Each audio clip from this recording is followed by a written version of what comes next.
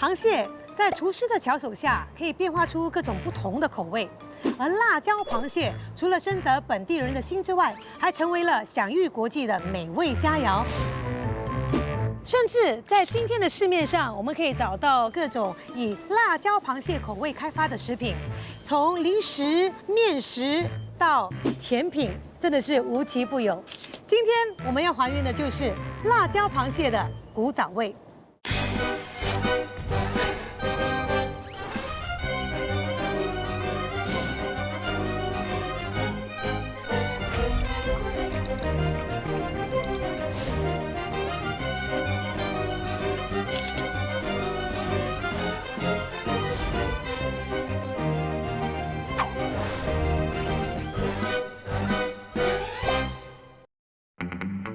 Chef Wendy， 你好。好，嗨，我是 Chef Wendy， 我是一名西餐厨师。身为一名厨师，我觉得应该跟着时代的进步而不断的学习，创新各种菜肴。时代、空间、经历和回忆，成就了每个人对古早味的诠释与感受。我认为，能够呈现出具有我成长年代特色的食物，就是我所熟悉的古早味。哇 ，Chef Wendy， 你今天为我准备的是 omelette。对。为什么想要为我准备这个煎蛋卷？内有乾坤吗？有，你切开，里面也是有料哦。哦，螃蟹肉啊。对，就是它的 sauce 上面也放了，就是让它里面有螃蟹肉，外面也有螃蟹肉。如果你怕螃蟹不够，还有一只 soft shell crab 在旁边。哇，这个你怎么知道我很爱吃螃蟹？这样我就不客气了。你试看好吃吗？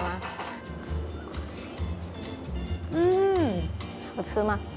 我第一次吃这个辣椒螃蟹的鸡蛋卷哎，原来可以这么香的。你怎么会有这样的一个想法呢？会把 omelette 跟辣椒螃蟹拼在一起呢？因为好像当我跟家人聚餐，通常我们都会吃辣椒螃蟹啊，然后omelette就是在家是一个很简单跟家人一起吃的一道菜。就不像辣椒螃蟹，你还要用手啊，等下乱七八糟啊，对，那是乐趣。对，因为我家里有老人家嘛，有时那个蟹壳也怕等下很危险。哦，对，所以做一个这样的合并，两者都可以吃到。所以平时也很爱吃辣椒螃蟹，就是除了跟你的家人之外，通常只要聚会都会吃到啦。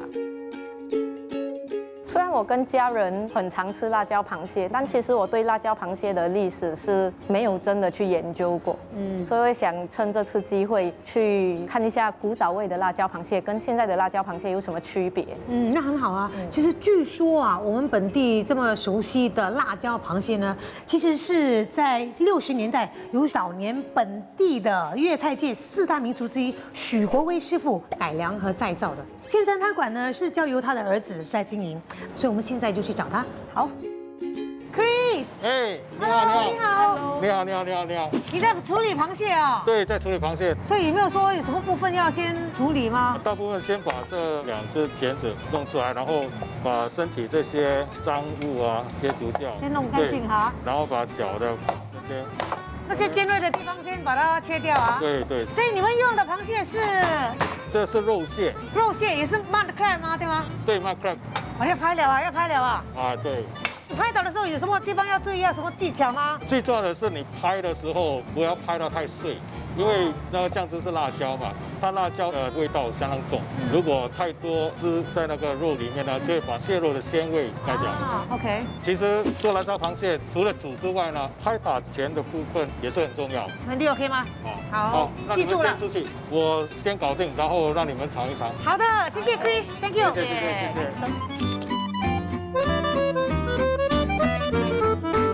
哇，许师傅你好，师傅你好，你好，大家，这个是辣椒螃蟹，是我爸爸亲自炒给你吃的。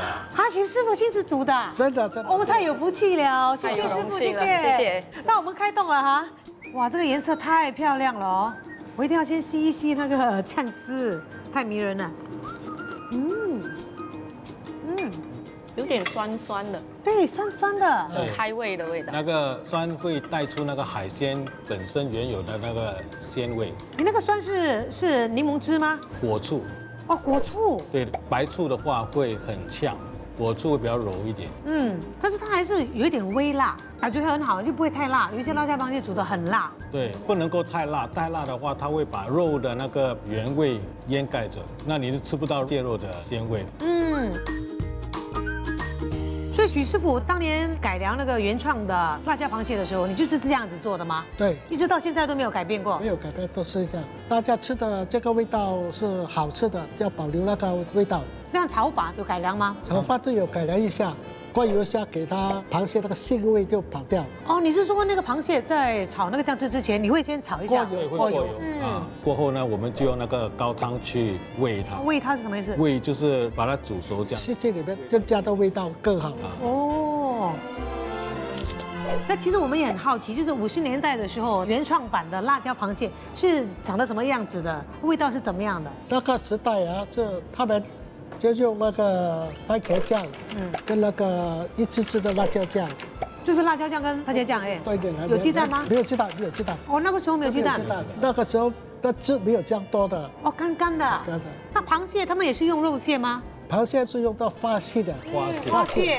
发蟹有时候那个肉啊没有这样多，不过那个肉啊都很鲜甜的。很鲜甜的，对。辣椒螃蟹起源于1956年新加坡东海岸的一个流动小摊档。创始者徐延珍女士以番茄酱拌炒花蟹，再以辣椒酱调和口味，奠定了辣椒螃蟹的基础味道。在1963年时，名厨许国威师傅为这道菜肴进行了美食再创。他在酱汁里综合了醋、柠檬汁、3·8辣椒酱、番茄泥和滑蛋，以酸甜香辣的酱汁拌炒肉蟹。由于原创版和再创版的辣椒螃蟹都深受食客欢迎，让不少厨师纷纷仿效。那两位有没有想过说，是什么原因让这个辣椒螃蟹这么成功、这么受欢迎呢？其实吃是一种情怀啦，好像50年代的时候，在海边吹着海风，吃着当时的辣椒螃蟹是一种非常悠闲的一种享受。然后辣椒螃蟹慢慢演变成本地的饮食文化的一部分。是我们当然希望它能够持续下去。我做生意就是这样，假如单单是我一家人卖，怎么样好吃也是不会知道整个新加坡有名菜了。对，最重要是把这个菜发扬光大，越多人卖越好，越多种款式越好。对，我觉得当初许师傅有这样的一个改良跟创意，是一个很大胆的尝试，而且非常成功，所以我们今天才有这么好的福气可以尝一尝师傅做的这个辣椒螃蟹，真的很感谢师傅，谢谢许师傅，谢谢 Grace， 谢谢 ，Thank you， 谢谢。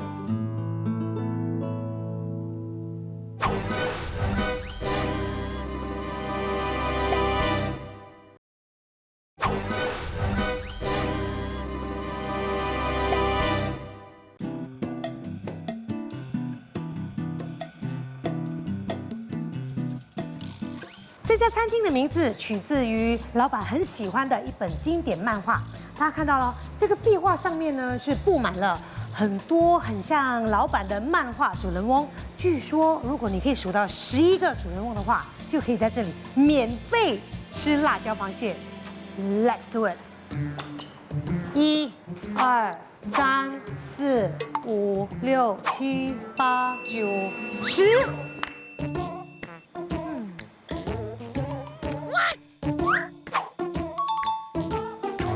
就是你了，对，就是我的，非常好。那我是不是有免费的辣椒螃蟹吃？可以，马上叫厨师准备给你。谢谢。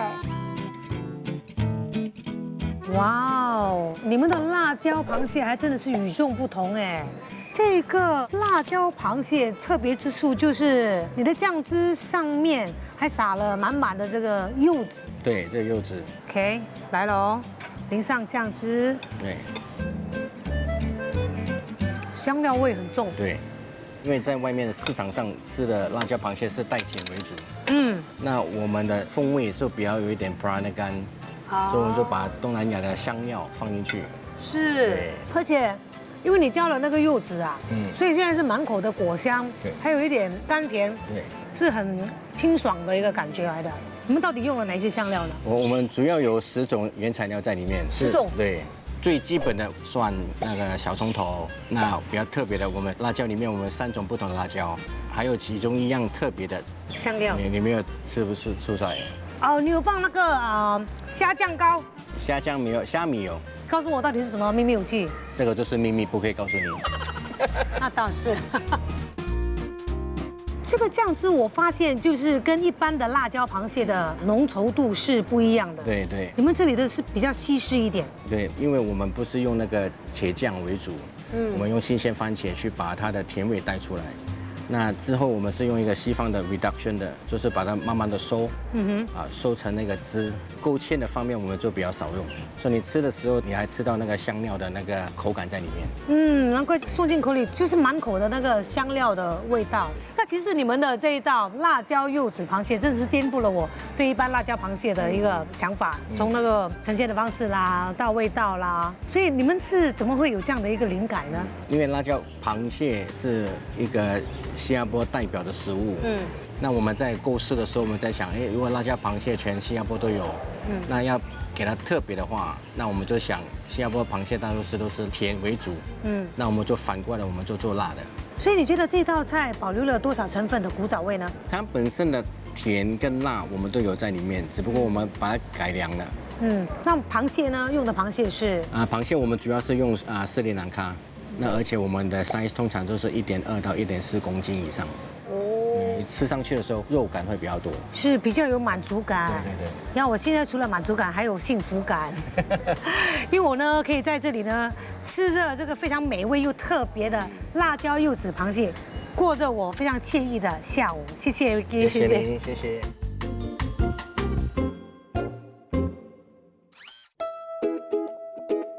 肖凡弟，我现在要带你去的这一家海鲜餐馆呢，是1981年开始营业的，现在呢是由第3代掌门人在经营。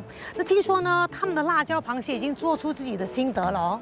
哇哦，听起来很不错，快带我去吃吧。走吧，走。Hello， 李小姐你好。哎，你好，你好，欢迎你们2位。我们知道你们这里的辣椒螃蟹很有名啊，是想要知道谢谢你们这个辣椒螃蟹怎么维持这个美味，维持了40几年呢？那个是要你们尝过才会知道了。这个就是我们的目的。好，请2位尝一尝口味。哇，太漂亮了这个。是。我发现你们的酱汁的颜色哦是偏褐色哦，不是很红的那种。来，我咬一口再说哈。它不是特别甜的那种，是。它是香，然后有点偏辣。可是我觉得比较明显的差别，好像有那个布拉詹的味道。对，是的。这个好像平时的辣椒螃蟹是没有。对，因为我外婆在小的时候是跟2个家里面做那个帮厨，所以之后她自己研发了这个辣椒螃蟹，都会用自己所认识的那些香料来煮成这个酱汁。所以除了巴拉煎之外，其实我们还有辣椒、辣椒干、红葱头、蒜头、南姜、虾米和香茅。可是，在这些用料里面，我没有听到番茄酱哦。外婆有没有说，为什么她做出来的这个辣椒螃蟹里面是不用番茄酱的？因为番茄酱会带一点点甜味，跟有一点点酸酸的，所以她觉得说研发出的这个会比那个番茄的会更好一些。有她自己阿嬷的这个独特风格啦，是，就是别的地方吃不到，要来这边吃才吃得到。是。那我也知道，外婆刚刚开始的时候是在小贩中心开店的。其实一开始她也不是卖螃蟹为主，她是一开始就是卖烧烤。那之后可能我外婆也喜欢吃辣椒螃蟹，所以就把这道菜给加进去。所以那个时候外婆用的是哪一种螃蟹呢？那时候只有青蟹，如果我没有记错的话。所以到目前为止，你们的店来到你第3代，你也是用同样的青蟹吗？之后我们有加了很多种不一样的螃蟹，就是阿拉斯加蟹、白雪蟹都有。可是本地客还是比较喜欢吃这种斯里兰卡的青蟹啦，因为它的肉质会比较甜美，而且它的蟹螯会比其他的螃蟹更大只。对，蟹螯很重要，越大卖相越好。是，就很想吃，对吗？对，是。那在吃这个辣椒螃蟹的时候，你们是有2种馒头的，就是蒸的馒头跟炸的馒头，所以这2种会一起上菜吗？大多数顾客会点炸的馒头多，除非顾客有要求说他们也可能要健康一些，要清蒸的，我们就会蒸给他们。不过大部分还是喜欢炸馒头。所以一向来都是配馒头的吗？其实，在我外婆的时候呢，是不配任何的馒头或者是面包的，只是顾客都会自带自己的那个尖头面包来点。炸馒头是在后期2000年代的时候，因为顾客要求，所以才会加入在我们的 menu 里面。原来是这样。还有一个我很想问的问题，就是现在你们的辣椒螃蟹都是摆得美美的嘛，才上桌。那外婆的时候，他们是用什么特别的器皿吗？还是？其实也没有什么特别的，就是装在旁上，就直接端在顾客的桌上了。那有没有用一些什么特别的道具？比如说这个蟹针、蟹夹，那个时候应该没有这些吧？完全没有。怎么吃那个螃蟹？以前如果你敲不脆的话，他们大多数的顾客都会拿回来，叫阿嬷再敲一下。是，我记得了，对。如果吃不到的话，就拿回去厨房再敲，把它敲碎。是，完全是没有这些工具的。所以现在是比较方便啊，对，这些食客可以自己来弄了。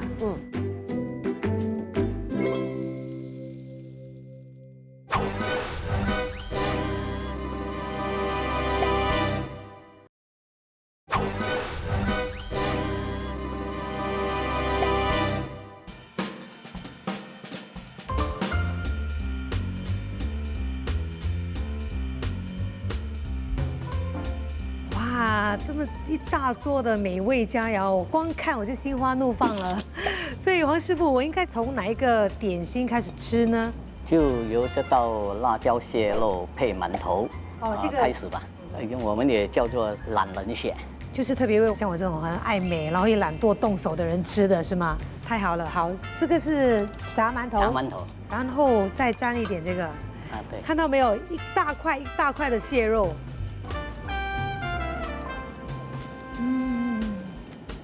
好幸福啊！这个酱汁它有一点点的辛辣，然后又有甜，还有这个馒头外面薄薄的一层很酥脆的一个皮，然后里面呢是松软的。为什么会有这样的一个想法？我们这边的顾客一般都是商务、白领，还有像美女、爱美的又想吃的很方便，又很优雅，所以说我们就想了，就是可能一个比较贴心的服务吧，帮顾客把螃蟹肉给包干净，吃的又方便，又不失去辣椒螃蟹原来的味道。但我也觉得这样的一个吃法哈，感觉好像是在吃西班牙小吃 tapas 一样。对的，其实这个灵感也是来自于西班牙 tapas。那这其他的2种点心呢？这个是蟹肉酥，还有这个是生煎包。漂亮的生煎包，里面也是辣椒螃蟹辣椒螃蟹的馅料。满满多汁的辣椒螃蟹。好，接下来我尝一尝这个蟹肉酥。这皮做的太好了，薄薄的，它烘烤的很香。对，这个酥皮我们是用酥油皮，这个酥油皮折起来会很多层，然后我们这个辣椒馅汁是蟹肉多又饱满嘛，如果烤香起来这样吃下去满口都是那个蟹肉，然后外面是酥脆的。然后这个生煎包呢？外头的生煎包只是这样蒸熟了煎，然后我们想到口感上增加一点层次，所以说我们想倒不如2边都煎嘛，就变成2层都是脆的，然后中间是嫩的，还有很多那个辣椒蟹肉汁。是。那黄师傅，你觉得你们在做这些辣椒螃蟹点心的时候，保留了多少辣椒螃蟹的古早味呢？其实我们最终的目标就是要忠于本来的那个味道，应该是你比我更清楚吧？吃的人才会感觉得到对。师傅们肯接受挑战，还有你们的努力呢，换来了食客们的苦福。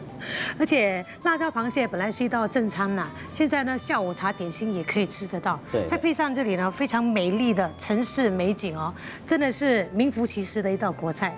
谢谢师傅。谢谢。现在在我要带你去的这一家餐馆呢，是1976年开业的哦。当年他们也曾经是东海岸一带呢其中一家海鲜餐馆，据说啊，也是由他们开始呢用炸馒头配搭辣椒螃蟹一起吃的哦。Chris， 你好。那想要请问哦，我知道你是第3代的掌门人嘛，那有没有听前辈们说，以前他们刚开业的时候用的是哪一类的螃蟹来煮辣椒螃蟹呢？最普遍的就是马 crab， 大多数全部是从斯里兰卡过来，然后新加坡逐渐的繁荣，我们的消费逐渐的增长，所以我们就开始带进阿拉斯加的螃蟹，给我们的顾客更多的选择。我听说那个时候用的那个 crab 是新加坡人自己抓的，然后去跟他们买的。60、70年代的确是有这种事情，因为野生的呢，他们就是要为自己奋斗嘛，所以他们的肉质会比那些养殖的好一点点。但是到了这个80、90年代，这个卫生方面的东西，我们也不可以确认那个螃蟹是不是可以吃的，所以这些东西都是逐渐的会被淘汰的。那现在是我不管天生天养的啦，还是养殖的啊，对，反正我都要来尝一尝你们的辣椒螃蟹。我帮你准备。哇，香喷喷、热腾腾哎，颜色又很漂亮。对啊，我们可以开动了吗？可以 ，please。我已经迫不及待了，好来。好香哦。很扎实的肉，而且很多汁。还有就是这个酱汁，它甜中带一点辛辣，而且可以吃到那个蛋，所以咬下去，哇，整个口感太丰富了。而且那螃蟹肉好鲜美，真的是很新鲜的螃蟹，对吧？对，在我们的餐馆呢，我们的螃蟹呢是现点现煮，就是要保持那个新鲜度，对不对？就是我们真的是用那个新鲜的螃蟹去煮，才有那个味道。然后要煮一个好的辣椒螃蟹呢，真的是需要时间，因为我们用的酱料呢也不是先预备的，然后淋上去。所以我们每次都有跟顾客们讲，至少要有半个小时的时间。哦，所以要吃的话是要等啦。当然要等，好的东西是值得等待的。那当然，所以76年开业到现在，你们一直是用同样的方法，完全没有改变哦。同样的吗？对。那当初你们开海鲜餐馆的时候，为什么会想到把辣椒螃蟹列入你们的菜单里面呢？辣椒螃蟹其实在50、60年代在新加坡已经是很受人家的欢迎了。那70、80年代新加坡的经济也是很繁荣，就是很多那些外国公司慢慢进来，是大家都比较富裕了，吃得起各种各样的海鲜。因为如果你去那个小贩中心是有那个鸡贩嘛，就是去一个海鲜楼呢，就是要有一个特征，代表新加坡的。所以辣椒螃蟹呢，可以真的是代表我们不同的文化。因为其实你说是一个中菜，不是一个中菜嘛，因为它有辣椒，就是混合了印度跟马来的一些风味。那你有没有听前辈们说过啊？以前呢，在东海岸一带呢，大家蜂拥而去吃这个海鲜的时候，那个时候的那种盛况是什么样子的？我们的餐馆以前的确是一个小红对，很显眼哈。那个时候在东海岸一带哈。对，我记得我的确有去过这个地方。我不能透露我的年龄，但是我对对。然后这个就是在我们搬迁到东海岸海鲜中心，然后顾客多的时候呢，就是在外面会摆桌子，就是很热闹、很有气氛的一个地方。哇，生意兴隆哎！那时候在那个东海岸海鲜中心，的确是生意是。所以2015年你们还在东海岸呢？对，就是在3月份的时候就停止营业。哦。对。对了，我听说以前其实是用尖头面包的，对，据说是你们是第一间用馒头来配辣椒螃蟹的，为什么会有这样的一个想法？怎么讲呢？就是要创新是吗？就是创新，就是想要跟人家不一样，做得更好嘛，对不对？刚好又有供应商问我们要不要拿馒头，所以我们就决定拿了这个馒头呢。然后很关键的就是要怎么炸一个好的馒头，就是要先把它蒸了，然后再拿来炸，就是里面还是软软的，外面又是脆的。可是为什么你们会想到要用炸馒头呢，而不是蒸的馒头呢？我们发觉到就是新加坡的顾客呢都很喜欢吃这个炸的东西。然后就是因为它的那个在强调就是那个脆的那个口感，你在沾那个酱的时候呢，那个汁淋在脆脆的馒头上呢，就是给你一个很爽口的一个口感。对。其实馒头也是我们祖辈吃的东西呢，配合这个我们本地风味的酱料呢，是一个很恰当的配合啦。我也是这么觉得。对，是一个非常棒的组合。OK，don't hold back， 是。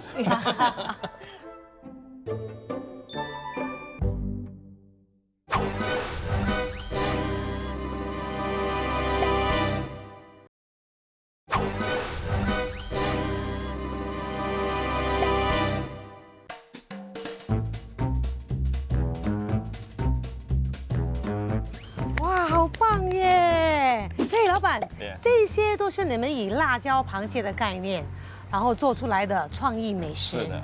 哇，想不到一道辣椒螃蟹竟然可以变出这么多花样必须哦。可不可以先试一试这个肯定可以辣椒螃蟹蛋糕？来哦，对了，看到吗？哦，所以这个只是一个形式蛋糕。对了，它其实是第一个它是用饭煎，第二它就放蟹肉松，第三呢我们放饭，再来放花生，再来放饭。然后那个酱呢？酱呢在这里，你可以配着饭一起吃。哦，哎，那我要吃一口蟹。好啊。它的蟹肉松很香，还有那个花生粒。对。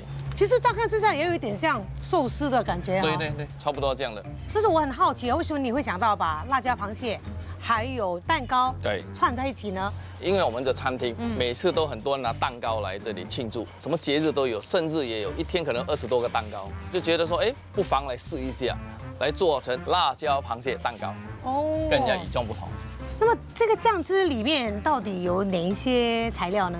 里面有洋葱、南姜、辣椒、番茄、香茅都有，还有花生碎。哦，花生碎，对啊，是，所以一直都有的。没有，以前是没有花生碎，为了增加口感，我加下去的。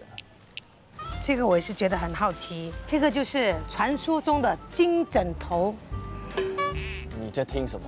我听到螃蟹在叫我吃它。哇！所以这个只是酱汁，还是有蟹肉在里面？有蟹肉在里面的。有些人呢不喜欢有壳啦这些弄脏他的手嘛，对不对？所以我把全部的蟹肉拔出来煮在这里，非常方便。那老板怎么会想到要把辣椒螃蟹放在一个巨型的面包里面呢？以前呢，人家吃辣椒螃蟹都是配尖头面包。对。接下来呢，我看到有人把咖喱鸡放在面包里面，我就想，不然的话我就把辣椒螃蟹就放在里面，结合两个在一起。对。辣椒螃蟹呢是一道大家都很喜欢的一道菜。外国人也很喜欢来新加坡吃辣椒螃蟹，但是为什么你要把它变得这么多花样呢？因为现在是年轻人时代，你必须要把它做成吸引人家眼球。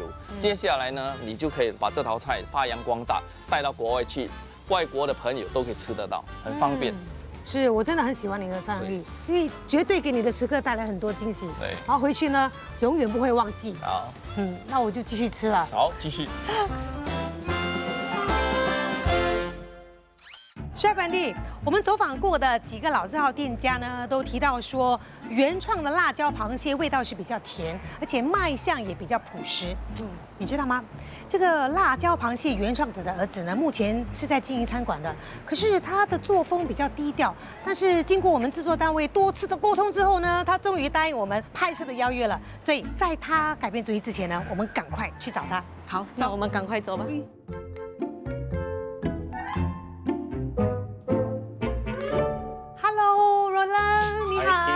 你好。今天我们来呢，其实是想要好好的了解一下您的母亲大人呢，当初是如何创造出这个辣椒螃蟹的。所以这个就是母亲当初做的那个。是啊，这个是目前哦，尤其那些 youngster 哦，很喜欢吃这个味道。哦，所以妈妈做的那个原创的辣椒螃蟹，你们不卖了吗？如果客人要还有。要 advance 跟我们讲了。OK， 好，下次我就早一点告诉你。所以我们先尝一尝现在你们在卖的辣椒螃蟹，好不好？那我们就不客气了，好，给你。哇，你看这个酱汁，满满的鸡蛋呢。有一点点辣。对。带一点辣，可是偏甜。我不觉得它甜。甜比较少啊，辣比较多。如果是我妈妈煮的是更甜。哦，所以以前妈妈原创的辣椒螃蟹用的也是肉蟹吗？我们是用花蟹，因为以前住在对面是海啊，所以爸爸每次跑去对面的海，就是抓这个花蟹啊，抓回来给妈妈煮了。哦，然后我妈妈怎么会想到要做这个 chili crab 的？其实这个螃蟹是我爸爸的 idea， 他说每次炒又清蒸这些啊。改一个口味了，换一个白灯啊，白灯，所以妈妈就炒蟹子哦。那爸爸说，味道很好嘞，给我们的邻居试试看啊。邻居就讲，放一点辣啦，看好不好吃啦。说就放一点辣，蟹子还是很多。邻居讲味道可以了嘞，说可以开一个小的生意来做，那时候啊没有来生的，就是跑来跑去，所以每次被抓了，就爸爸就在找到一个地方就没有搬来搬去了啦。所以这个辣椒螃蟹其实是一道家常菜了的。对呀，然后做到邻居喜欢吃，之后就做到去做生意。全世界都知道辣椒螃蟹是我们新加坡的，对，享誉国际的国民美食了。所以我很 proud 我的妈妈了。妈妈很棒。对呀，对。所以我也很好奇哦，那个时候你们卖的辣椒螃蟹是花蟹，从什么时候开始？妈妈的原创辣椒螃蟹是用肉蟹。开始的时候是卖花蟹，慢慢就掺一点这个肉蟹的。为什么要掺？因为爸爸讲，有时候那些 fisherman 没有去抓，买不到，所以爸爸就想到掺一点那个肉蟹啦，就掺到1956年开始啊，我们就没有卖那个花蟹了，就一路买这个了，买到现在呀。那刚刚你有提到邻居们叫妈妈加一些辣椒酱会更好吃，对不对？对。可以不可以多少透露一下里面有什么成分？蒜头已经有啦，蒜头一定要啦，辣椒酱、辣椒啦。你是那种肥的红辣椒，还是那种吉利巴利？掺啊。那有没有干的辣椒？啊，这个不可以跟你讲啊。哦，不可以讲就是哈，不可以讲到。一定有一点糖啊。OK， 好，所以是妈妈自己调出来的一个辣椒酱，很特别的。对。但是以前用的那个番茄酱哦，50年代嘛，跟现在的番茄酱是一样的吗？不同哦，以前的很香，你真的吃到那个番茄的味道。现在你开出来哈，就闻到好像酸这样，没有这样香的味道了。那怎么办呢？没有办法了，自己去改一点咯。但是炒方面有什么不一样吗？跟现在？以前是用火炭，现在是用 gas 啊，那个火比较大，现在太快熟啊，它的味道没有慢慢的出来，还没有入味啊，所以火炭比较好。你要用火炭呢？你会吗？你会控制那个火吗？要试试看。高难度啊，这个。你看，我们都80几年还是在用火炭啊？全部都是用火炭。哦，真的耶，他们用的是火炭呢。没有 gas。那么当初妈妈在卖这个原创的辣椒螃蟹的时候，是没有加鸡蛋的啦？没有加鸡蛋。其实我知道呢，1960多年的时候有人改良过，加入鸡蛋。为什么当时你们没有想说要加入鸡蛋呢？妈妈知道有人放这个鸡蛋，妈妈还是说，这个不是我们的 original，为什么要跟别人？所以妈妈就是保留她自己的味道，就是不要放鸡蛋。等到我搬来这边2000年，就没有办法了，因为我们要 follow 这些年轻他们口味改变了，好像以前我们买那个酱跑罗蒂啊，现在到这边都没有人要了，全部要馒头了，就是没有办法。我有 explain 给妈妈听，妈妈讲好了，所以我们就在改了。所以你一直都会有问妈妈的意见的？有，一定要问她，不然她很生气的，因为她这个是她的 recipe， 原唱对。为什么有鸡蛋啊？是我们还是 respect 那老人家，对。所以改良了之后，跟妈妈的有多大的不同呢？妈妈全部的 recipe 还是在里面没有改到，还是妈妈的，就是加那个蛋啊，连少放茄子这样而已。还有哦，很重要的就是我们呢是希望可以邀请到妈妈，就是徐女士，品尝一下 Chef Wendy 根据你刚刚给的资料啊，还有指示啊，还原的辣椒螃蟹。因为我很少有机会可以请到原创者来试吃我们还原的菜嘛，所以不知道有没有这个荣幸。因为他老人家没有这样，行动不大方便是吗？不方便了。我尽量叫他去 try Chef Wendy 的螃蟹。对，如果他到现场，可能还可以指点。尽量啦。麻烦你。谢谢你。有信心吗？是有点紧张啦，我会尽量。不要紧张，很难得。徐妈妈好，可以过来看一下。可以。好，谢谢。谢谢你。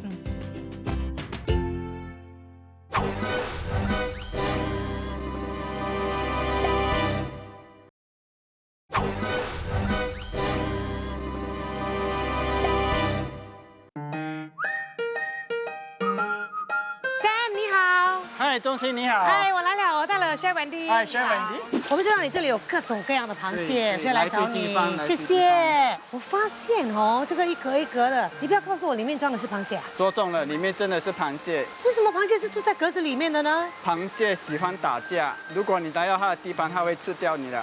所以他们每一个都是孤立的。孤独终生的。孤独终生，真可怜。可以看一下吗？里面有多大？哇，好像一个迷你戏水池一样。这个螃蟹屋可以容纳800 gram 以下的那个螃蟹，再大的话，它必须要进到有地的住宅。所以现在是 apartment hotel。hotel 为什么 hotel 呢？因为他们每日2餐我们有进食，而且也有员工来打扫。哦，也就是说，像这些一格一格的抽屉是在培育，在培育或者是肥育 fattening。哦，就是把它们养胖之后就可以拿来卖了。对。那像今天我们来呢，其实帅文弟是想要还原古早味的辣椒螃蟹。那听老店家们说呢，那个时候他们用的是花蟹。对。那这个花蟹跟肉蟹哦，肉质有什么不同吗？我带你去我们的水族箱，然后我们在那边跟你解释。OK， 好。哇，好。这就是花蟹。公的它们就比较蓝色一点，那个母的话它就没有那个带蓝。所以花蟹跟肉蟹肉质有什么不同？你看它们有什么不同？就比较肥啦，就比较瘦啦。对了，说本地人比较喜欢吃这种肉蟹。其实花蟹它比较甜，因为它在深海肉蟹，在沼泽地。那我听说那个螃蟹买了之后呢，要赶快处理，不然的话它有释放一种毒素，是真的吗？他们是在沼泽地。那沼泽地很多细菌。那他们活着的时候，它那个代谢系统可以抗菌，它没有问题。当它死的时候，那个菌就会很快的把它的肉给腐烂掉。所以在市场上你买不到死的肉蟹，那市场上你可以买到死的花蟹，因为它们在深海，那死掉你还是可以吃的。哦，明白了。所以要怎么选最新鲜的螃蟹？对，它们是有腹肌的，跟我们人一样，有时候有6粒腹肌，有8粒，有10粒。它们吃的时候，它们的这个肉就会增长了，所以你要按这边。如果哪一边陷下去的话，就代表那个地方没有什么肉。所以花蟹跟螃蟹都是一样的。一样的。那螃蟹要吃公的好，还是吃母的好？看你要吃肉还是吃蛋。哪一个有蛋，一个没有蛋啊？可以吗？可以吗？可以。但是因为我们一定要是吃到最新鲜的辣椒螃蟹，所以我们买了之后，我们可以借你的厨房来用一下，马上煮来吃吗？行，没有问题。Sam，you are the best。好。You are welcome。好，可以 ，Thank you very much。可以赶快帮我们选。好，可以。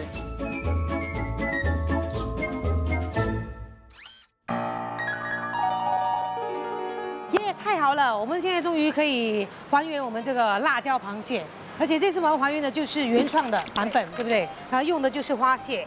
另外呢，刚才 Roland 有打电话来说，因为Madam 车呢有点不舒服，她应该是不可以坐太久的车程，所以也不知道可不可以来支持你，所以我们先准备吧。好，好不好？所以你有把握吗？还是很希望等一下他来，可能就会做得更好，是不是？不过我们没有太多时间等啦，好，我们边做边等。行。所以要从哪里先开始呢？我们要先开始制作那个辣椒糊。那天Roland有没有跟你透露他用了哪一些他有给我试看那个辣椒酱的那个味道。所以你吃得出里面有什么东西吗？那时吃的时候是有一点好像豆酱的味道。潮州人最喜欢用豆酱的，所以那个一定是其中一个关键材料。那还有什么？其他的我就觉得可能有一点黄姜那种辣椒酱的一些基本材料啦，那些基本的在里面。你可以这样切碎一点嘛，你就不用打到这样辛苦。也不会啦，我很厉害做这件事情的嘛。我在蒸的时候你要做什么？等你蒸完了。好，等我蒸完。真的吗？为什么你要自己蒸啊？为什么你不要拿一个搅拌器来搅拌啊？传统的方式吗？他们那个年代是没有搅拌器的。哦，这样我应该让你表示你的诚意了哈。好，对不对？行。你看，为了表示他的诚意，要还原我们这个古早味的辣椒螃蟹呢，好 ，Chef Wendy 呢，他现在自己动手来种这个辣椒，有诚意。好，轮到我来帮你啊，我怕给那个辣椒碰到啦 ，OK？ 哦，所以你还有什么东西要做？我还要做番茄酱。番茄酱你不是要用 ketchup 而已吗？对，但是之前 Uncle Roland 有提到说以前的番茄酱比较甜，所以我就想说再买回来的 ketchup 里面再加入一些新鲜番茄，让它的味道更香甜一点。你看喷到这样，如果没有这样子这喷出来都已经在我脸上了。来给大家看一下种的多么好啊！你还出水已经变成辣椒汁了。OK， 但是因为它一直喷我脸很辣我先去洗一下。Hello， Chef Wendy， 有发现我什么不一样？好像比较漂亮。我发现我刚才没有穿围裙，然后喷到我全身都是辣椒酱，很危险，对不起哈，对不起。OK， 好，我就去穿上了哈。古早味侦探，来，我们继续。好，所以现在我们要炒那个辣椒糊，所以我们让它锅热一下，因为那个火还没有烧起来。哦，让它火大一点。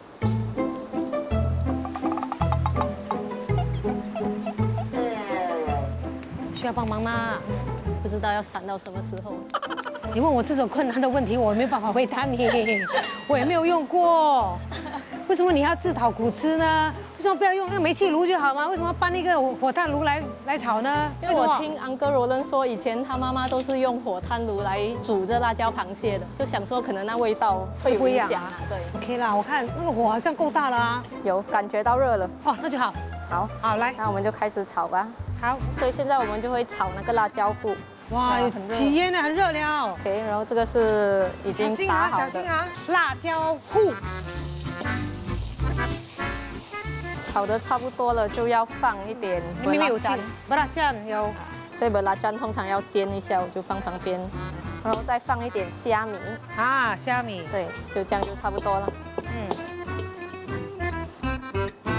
好，现在就要做番茄酱。哇，好香啊！那个番茄这样子炒油，很香，就完全是它自己本身的甜味。现在没有加糖，没有加盐，什么都没有加啊。对。而且放了新鲜番茄之后，它颜色就变得比较橙色一点。很漂亮啊，这番茄酱。对呀。现在我们是不是要处理花蟹呢？对，现在就是重头戏。啊，这是你第一次处理花蟹吗？对，这个要温柔一点。哇，漂亮哎！那你还记得那个 Chris 啊？他跟你说要怎么样拍打蟹螯，对吗？对，我记得那时他说不能拍得太烂，不然酱汁渗入的太多的话，就会盖过那螃蟹本身自己的甜味。就好像带一点裂痕就 OK 了。对，就好了，就可以炒了。对 ，OK， 现在终于可以煮我们的辣椒螃蟹了。对，先放油，蒜头，有把握吗？希望不会让大家失望就好了。不要紧张，不要紧张哈。再放一点豆浆，因为最原始的版本是偏甜的。所以也不要把它炒得太辣。螃蟹是先跟辣椒糊一起炒。对，就放了螃蟹之后要先焖一下。我们先改着，把那火扇大一点。哇，用这个火炭啊，真的是很不一样哦，有鑊氣。好。这个最后还要加番茄酱。因为这个原创的辣椒螃蟹是没有下鸡蛋的，所以就是这样。对，这样就好了。上菜了。哇，太完美了！可是你不要忘了，以前的人他们吃辣椒螃蟹是配尖头面包，而且是要烤过的，对吗？好，我们先来烤一烤。好，可以。小婉丁，其实呢，我一个消息要告诉你，因为刚才我不想破坏你的那个情绪，然后老实说。刚刚制作单位跟我说，罗伦打电话来了，说妈妈呢，也就是 Madam Che 呢，其实她的背部真的是有点疼痛，来不了了，所以我们自己吃了。有没有办法说我们拿给她呢？因为我真的很想让她吃一下。就是让 Madam Che 尝一尝你的还原的辣椒螃蟹是吗？可以。Chef Wendy 有要求，我们一定制作组可以办得到的。妹妹们。来联络一下，看看罗伦跟妈咪在哪里哈。我们现在就坐车过去找他们，好不好？谢谢，谢谢你们。好，这个要交了，完美，可以。然后我现在把它包起来，包了，然后看他们在哪里，我们马上送过去。好。钟晴姐，我们已经联络罗伦了，他们现在就在餐馆，我们现在可以过去了。非常好，谢谢你。那我们出发啦。走。Hello， 我们来了。Auntie Che，这个就是Chef Wendy还原的辣椒螃蟹，请妈妈赏脸。真的。会香吗？会香吗？会香哈。哎呀，还是要试试看。我给他妈试试看。对。哇，趁热哈，因为我们从很远的地方飙过来的嘞。Good 啊，哇！我妈妈讲不错，就是8小。就是8小啊，谢谢。它的 taste 很高的。不错，满意哈。这样，罗伦，你吃了，你觉得有没有让你想起童年？会啊，我一吃啊，就是想到以前妈妈就是这样煮了，也不会太辣，就是吃到那个蟹汁的味道。是，那你有什么话要跟Auntie Che说吗？因为这个真的是很难得哦。我们很难找到这个原创人，还可以让原创人吃到这个还原的古早味。今天的感受是怎么样？好紧张。你还对的，他还在紧张呢，他还在紧张，从刚才煮到现在还是在紧张。OK， 不要紧张，慢慢说。